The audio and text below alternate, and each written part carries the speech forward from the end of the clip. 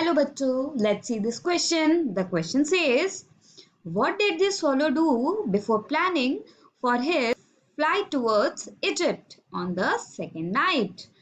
Swallow जब दूसरी रात इजिप्ट निकलने वाला था तो उसने निकलने से पहले क्या किया?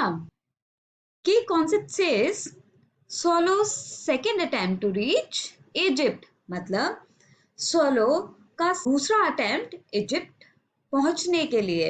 The swallow bathed in the river at dawn and then spent the day visiting the city's monuments. अब swallow दिन ब्रेक होते ही सनराइज से पहले जो रोशनी आती है उस टाइम पर सोलो जाकर रिवर में नहाया और उसने अपना पूरा दिन सिटी के मॉन्यूमेंट्स किलों को देखने में बिताया. He also sat for a long time on the top of the church steeple. Finally, he went to the prince to ask him if he had any commissions for Egypt. अब solo बहुत देर तक एक church के steeple मतलब top of the tower पे बैठा. उसने वहां बहुत लंबा समय गुजारा और फिर वो फाइनली प्रिंस के पास गया और उसने पूछा कि क्या आपके पास कोई टास्क है जो मैं इजिप्ट जाकर पूरे कर सकूं.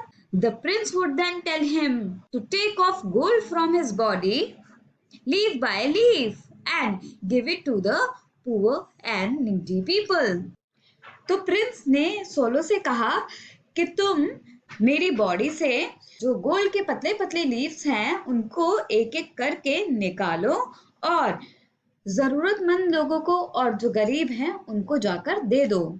सो our final answer to this question is swallow ने सुबह सुबह जाकर अच्छे से नहाया और पूरे दिन उसने सिटी के मॉन्यूमेंट्स को घूमा और फिर वो एक चर्च के टॉप पर बहुत देर तक बैठा रहा. फाइनली वो प्रिंस के पास गया और उसने पूछा कि मेरे लिए और कोई टास्क है तो आप बताइए. तो प्रिंस ने कहा मेरी बॉडी में जो गोल्ड की लीव्स लगी हैं तुम एक एक करके उनको निकालो, पुअर और नीडी पीपल को दे दो.